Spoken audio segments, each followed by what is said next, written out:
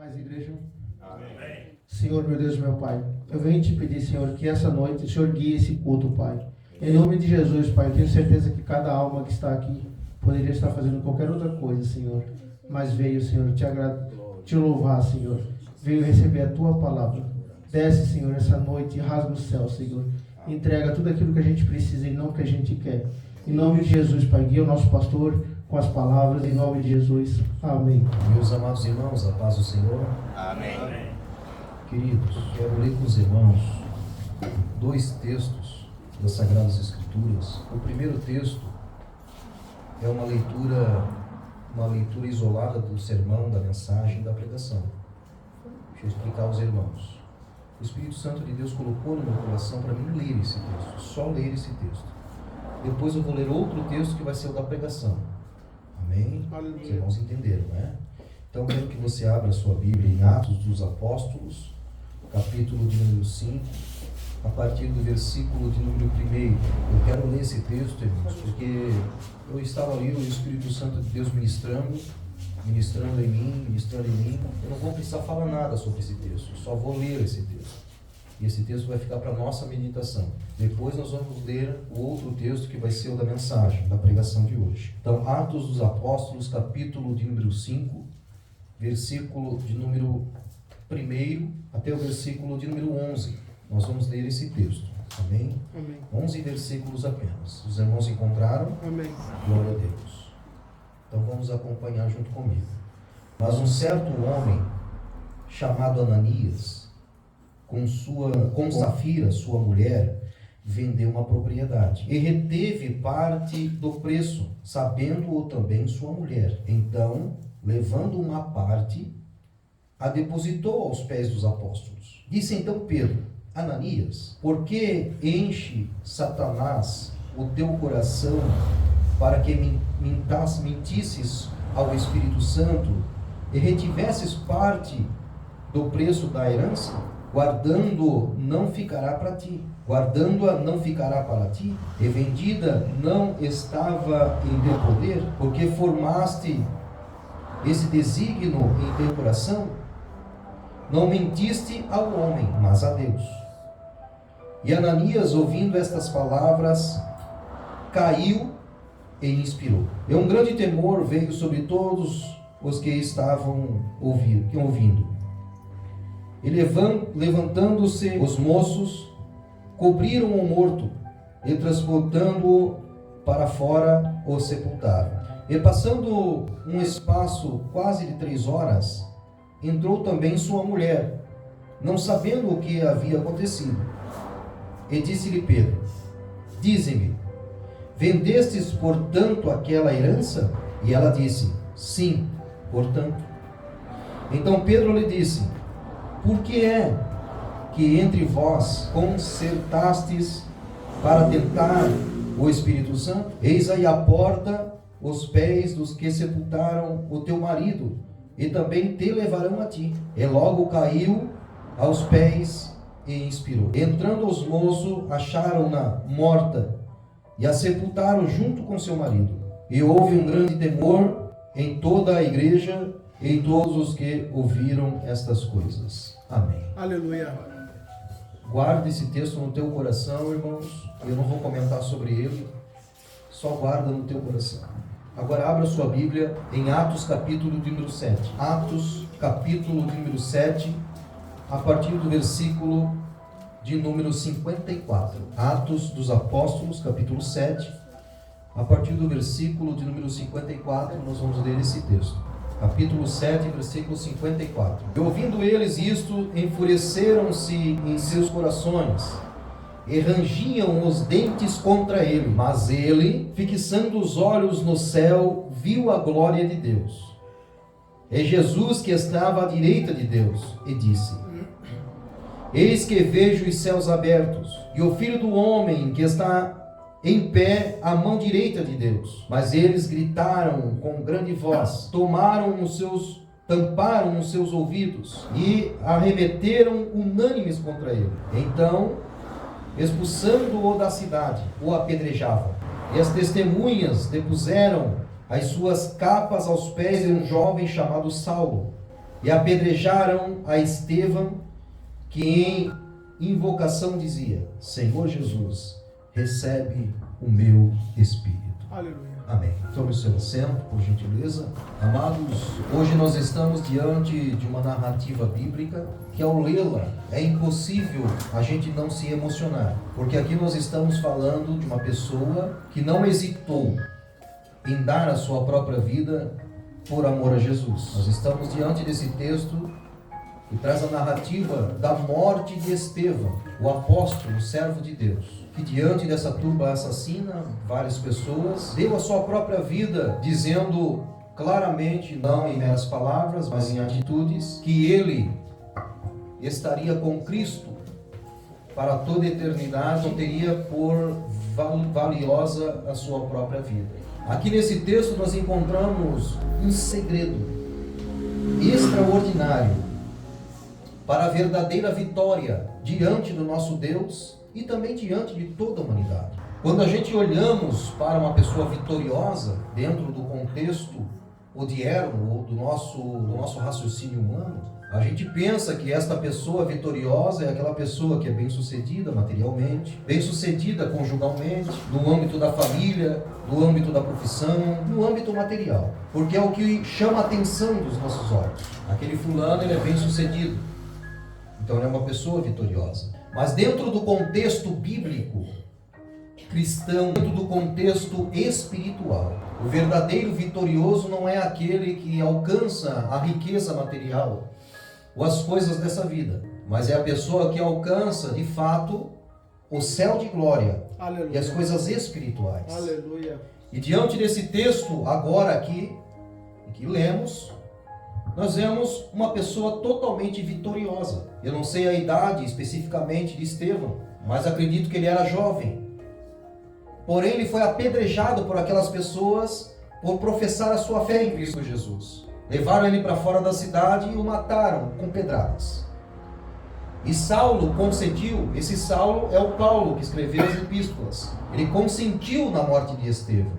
E lançaram a capa de Estevão sobre os pés de Paulo, dizendo: está morto. Agora, observe que ao momento que Estevão estava recebendo as pedradas, a Bíblia diz, o texto aqui, ora lido, mostra claramente que ele estava vendo o céu aberto. E na sua visão do céu aberto, Jesus Cristo estava na destra do Pai. O Pai no trono e Jesus na destra do Pai. E ele vê esta grande e extraordinária revelação no momento em que ele estava sendo morto a pedradas. Observe que tem aqui um grande segredo na vida de uma pessoa que realmente é vitoriosa dentro do contexto bíblico, cristão, dentro do contexto espiritual, o qual Deus propôs. Porque, amados irmãos, observamos claramente que os valores estão sendo invertidos no que tange a vida de uma pessoa que está sendo vitoriosa. Quando olhamos para essa pessoa, como já disse, fizemos um raio-x da vida financeira, da vida familiar, tudo aquilo que vemos, que apalpamos. E assim demos um diagnóstico dizendo: esse é uma pessoa vitoriosa. Mas não. Na realidade, o segredo está aqui, ó. A Bíblia diz no versículo 55: mas ele, estando cheio do Espírito Santo, fixando os olhos no céu, viu a glória de Deus. Aleluia. Existe uma situação pior do que essa? E ser apedrejado até a morte pela fé que professa? Nós às vezes recebemos calúnias, às vezes a gente recebe uma palavra agressiva, às vezes alguém não nos compreende, ou às vezes alguém não quer nos ajudar. A nossa fé se abala por conta disso. Agora, diante do apedrejamento, diante do final da sua vida terrena, diante de todas as calúnias, que Estevão não era um criminoso, diante de toda essa circunstância, a Bíblia nos dá o segredo. E ele estava cheio do Espírito Santo. E fitando os seus olhos aos céus, ele viu a glória de Deus. Ele viu a glória de Deus.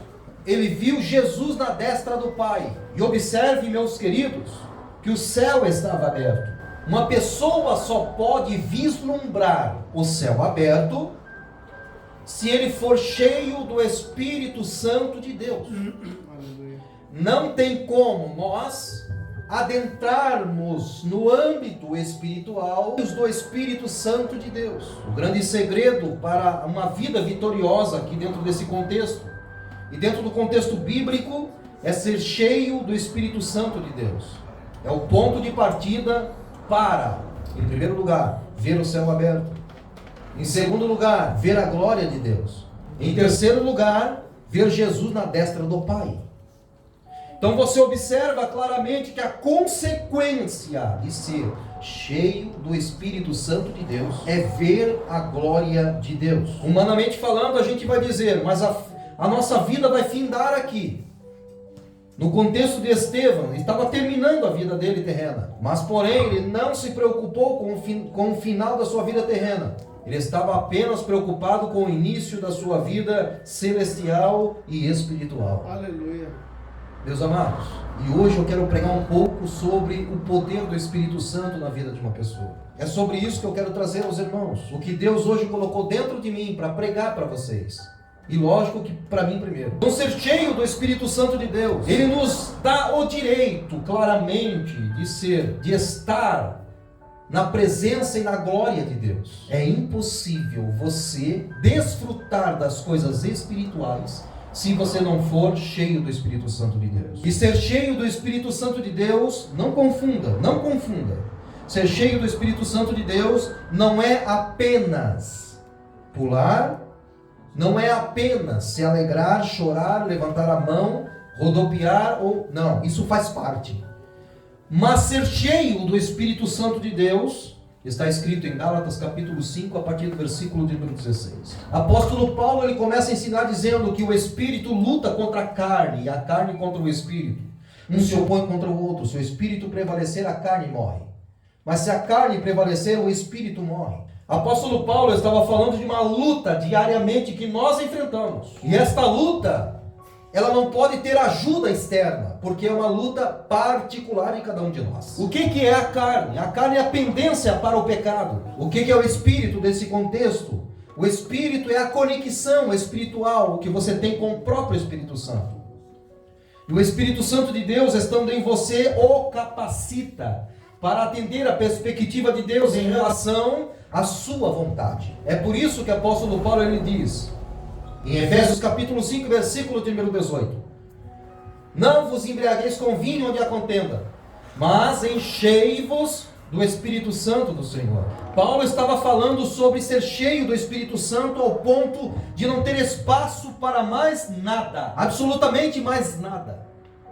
Vaso cheio, não tem espaço para mais nada. O que Paulo está dizendo em Efésios 5:18 é assim: a mente de vocês, o emocional de vocês, todos os sentidos de vocês, visão, audição, tato, paladar, todos os sentidos estão linkados com o elemento que está dentro de vocês. Aí eu vejo o apóstolo Paulo dizendo em 1 Coríntios capítulo 3, versículo 16: não sabeis vós que o próprio Deus habita dentro de vocês, e vocês são templos do Espírito Santo? Paulo estava dizendo que nós precisaríamos estar completos pelo poder do Espírito Santo. E o poder do Espírito Santo que eu falo para vocês nesse momento, superficialmente é aquela manifestação visível que nós vemos dentro da igreja. E não está errado, é bênção e é de Deus. Porém a parte profunda, a raiz, o interno deste relacionamento está escrito em Gálatas capítulo 5, a partir do versículo de número 22. Que o próprio Paulo ele diz: porque o fruto do Espírito, você observa que não é no plural, é no singular. O fruto do Espírito é longanimidade, benignidade, bondade, fé, mansidão, temperança, domínio próprio. Apóstolo Paulo ele dá uma relação de vários elementos que compõem estar cheio do Espírito Santo de Deus. Isso quer dizer que a tua mente, que governa as suas atitudes, os teus sentidos, que promove a você também atitudes, estão totalmente ligados com o elemento poderoso que está dentro de você, chamado Espírito Santo de Deus. É por isso que o Senhor Jesus ele disse em Atos capítulo 1, E versículo de número 5: na verdade, João vos batizou com água para o arrependimento, mas virá um após mim que vos batizará com fogo e com o Espírito Santo. O versículo de número 8 ele diz: vocês vão receber a virtude do Espírito Santo que há de vir sobre vós. Então vocês vão ser testemunhas em Jerusalém, Samaria, Judeia e até os confins da terra.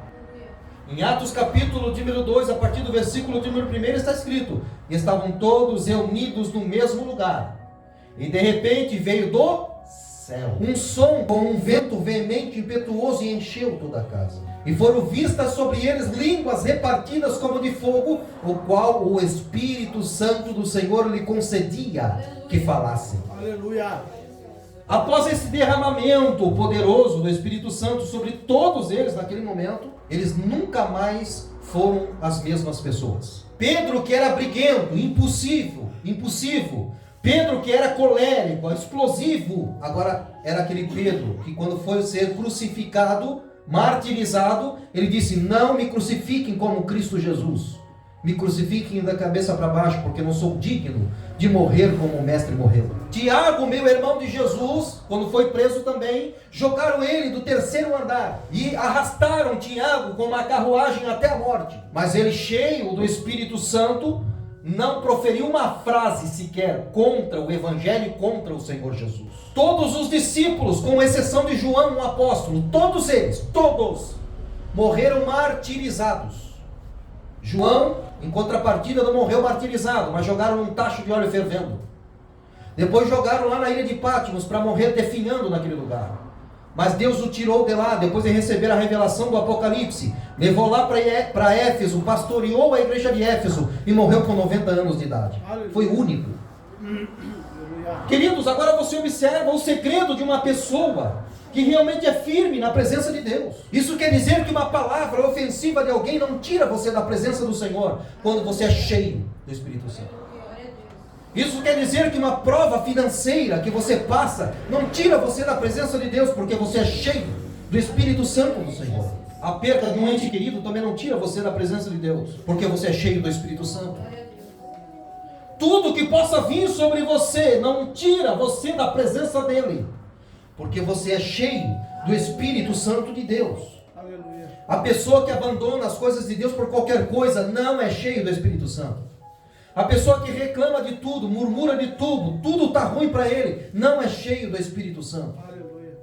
A pessoa que fala mal do seu próximo, fala mal, contenda contra ele, faz emulação, facção. A pessoa que lança as palavras venenosas no ouvido de outra pessoa contra o seu próximo, não é cheio do Espírito Santo de Deus. É por isso que em Gálatas, capítulo de número 5, a partir do versículo 19, Paulo ele diz assim, porque a obra da carne é porfia, emulação, bebedice, glutonaria, feitiçaria, inimizades e coisas semelhantes a essas, os quais vos declaro: pessoas que praticam tais coisas não herdarão o reino dos céus. Paulo estava dizendo: a pessoa que vive na carne, vive no pecado, infelizmente, ela não vai para o céu, e ela não é cheia do Espírito Santo de Deus. Está aí o segredo de grandes homens de Deus que deram sua própria vida por amor ao Evangelho. Você sabe que o Evangelho, a semente do Evangelho é chamada de semente do sangue, porque por meio do sangue de muitos homens e mulheres, hoje nós temos o livre acesso nas Sagradas Escrituras e podemos receber esse Evangelho. E começou com o sangue de Jesus lá na cruz do Calvário. Eu já falei para vocês de Policarpo de Antioquia, um velhinho de 84 anos de idade, que diante do imperador romano, Policarpo tinha uma influência muito grande na sociedade, era muito conhecido, uma pessoa muito influente mesmo. E o imperador romano chamou ele e disse assim: Policarpo, eu tenho duas propostas para lhe dar. Primeira proposta: nega esse teu Jesus e segue a tua vida normalmente, com a tua influência, a tua família, do jeito que está. Essa é a primeira proposta. Segunda proposta: não nega esse teu Jesus, e nós vamos lançar você e toda a tua família dentro do Coliseu Romano, para ser estraçalhado pelos leões. Isso está escrito nos anais da história. Policarpo olhou dentro do olho do imperador e disse assim: imperador, eu sou como um grão de trigo dos leões, para chegar mais puro e branco na presença do meu Deus. Não nego esse Jesus. Jogaram lá para os leões comer, Policarpo e toda a sua família. Tantos e tantos cristãos que não negaram a Jesus. Irmãos, nós estamos falando isso. Isso é anos 400, 500 depois de Cristo. Agora, lá pelos anos 1400, Idade Média. Idade Média, não é tão longe. A grande perseguição contra os cristãos que pregavam a verdade. Quem nunca leu, por exemplo, sobre a Santa Inquisição da Idade Média? As máquinas de suplício da Idade Média, que pegavam os cristãos e diziam: se você não negar a tua fé em Jesus Cristo, nós vamos te colocar no esviceramento, no empalamento, no boi de bronze, nós vamos te queimar na fogueira. A história diz que uma mulher que estava grávida, quase ganhando seu filho, não negou a Jesus. Eu sei que vai ser pesado, mas é necessário. Não negou a Jesus, não negou a sua fé. Abriram a barriga dela. Isso está escrito na história. Abriram a barriga dela, tiraram um feto de dentro, colocaram um gato vivo e costuraram de novo. A história diz que uma outra mulher que não negou a Jesus e disse: nós não vamos negar esse Jesus, porque Ele é o nosso Deus. A história diz que pegavam uma chapa de aço inoxidável e esquentavam até envermelhar e colavam no corpo dela todinha. Sabe o que é o esviceramento? É uma mesa grande, amarravam uma pessoa com a barriga para cima, abriam a barriga dela, uma rondana lá em cima no teto, um gancho, pegavam os órgãos internos, puxavam para fora, deixavam amarrada a pessoa agonizando até a morte. Sabe o que é o boi de bronze? Isso é história. História, só você buscar na história. O boi de bronze abria uma portinhola na lateral, colocava a pessoa lá dentro, fechavam com um cadeado e colocava brasa debaixo até esquentar, ferver, esquentar e a pessoa morrer cozida lá dentro. Sabe o que é a história de John Hus? John Hus foi um grande pregador na história. E John Hus, colocaram ele em uma fogueira, amarraram numa estaca e o queimaram vivo, por pregar a verdade. E aquele homem no meio da fogueira, ele profetizou e entregou uma mensagem e disse assim: hoje vocês matam um ganso, daqui a 100 anos virá um cisne e vai acabar com essa palhaçada de vocês. Aleluia. E a história diz que veio Martinho Lutero. E Lutero, ele começou a pregar a verdade porque se converteu quando leu aquele versículo: o justo viverá pela fé. Queridos irmãos, então o que eu quero dizer para todos nós aqui, ser cheio do Espírito Santo, é ter essa fé inabalável, poderosa, esta fé que não nega Jesus por nada. E para concluir a nossa mensagem aqui, olha só, as pessoas estão negando a Jesus por muitas coisas. As pessoas negam a Jesus por televisão, não querem vir servir ao Senhor Jesus. As pessoas negam a Jesus por mídias sociais, redes sociais. As pessoas abandonam Jesus porque simplesmente alguma coisa não deu certo na sua vida financeira. E vai ver a origem, se endividou porque quis. E colocam a culpa em Jesus ou na igreja, alguma coisa nesse sentido, e depois diz: eu não vou mais, nunca mais sirvo a Deus. Pessoas negam a Jesus por coisas banais, largam a fé em Cristo por coisas banais. E hoje eu trago uma mensagem para nós aqui nesse momento: que nós estejamos cheios do Espírito Santo de Deus, para nunca abandonar a nossa fé em Cristo Jesus por nada. Que a gente possa servir a Ele com amor, com devoção, com adoração, com verdade, e servindo ao Senhor Jesus desta forma. A consequência, irmão, é ver a glória de Deus. A consequência é ver o céu aberto. A consequência é vislumbrar o Filho do Homem na destra do Pai. E pode ter certeza de uma coisa: nada pode separar você do amor de Deus. Nem a nudez, nem a altura, nem a profundidade, nem a perseguição, nem a morte. Pode separar você do amor de Deus quando você é cheio do Espírito Santo do Senhor. Hoje Deus está ministrando dentro da minha alma aqui nesse momento, para dizer para todos nós que aqui estamos: nós que estamos aqui somos escolhidos pelo Senhor para fazer uma grande diferença no mundo em que vivemos. Infelizmente, o adversário da nossa alma tem tornado a verdade de Deus em mentira no ouvido de alguns. Não apenas no ouvido, mas também nos lábios de quem prega. E infelizmente, há uma avalanche de mensagens, pregações e teologias por aí. E infelizmente a verdade de Deus está sendo distorcida. E hoje aqui nós pregamos uma verdade bíblica, uma verdade cristocêntrica, uma verdade genuína para todos nós. Nós não podemos entregar a nossa fé por nada nessa vida. Temos que continuar firme até o fim. Quando vinha a tentação, lembre-se desta mensagem. Você é cheio do Espírito Santo e você não pode cair nessa tentação. Quando vinha alguém falar mal para você, mal da igreja, mal do evangelho, mal de Cristo, lembra-se, por favor, você é cheio do Espírito Santo de Deus. E você não pode dar ouvido para falácias humanas e mentiras do diabo. Hoje Deus está falando conosco. Eu escolhi você, fundamentei os seus pés sobre este caminho. Eu escolhi você para ser cheio da minha presença, para você ver a minha glória e para você ver também a minha presença na destra do meu Pai. Então entenda que você é uma escolhida de Deus. Você é um escolhido de Deus. Deus chamou você, nomeou você para fazer uma grande obra. Não é em vão que você está aqui. Eu creio. Hoje Deus está falando para nós. Não sabeis vós que o próprio Deus habita dentro de vocês? Aleluia. E vocês são templos do Espírito Santo. Glória a Deus. Amém. Aleluia. Meus queridos, hoje o Senhor Deus está tocando forte dentro da minha alma, para dizer que Deus tem algo extraordinário com cada um de vocês que estão aqui. Mas o Espírito Santo de Deus também fala comigo. E muitos que estão aqui diante da tentação, da circunstância e do problema, fica cocheando em dois pensamentos. Não esqueça do que foi lido nesse texto aqui.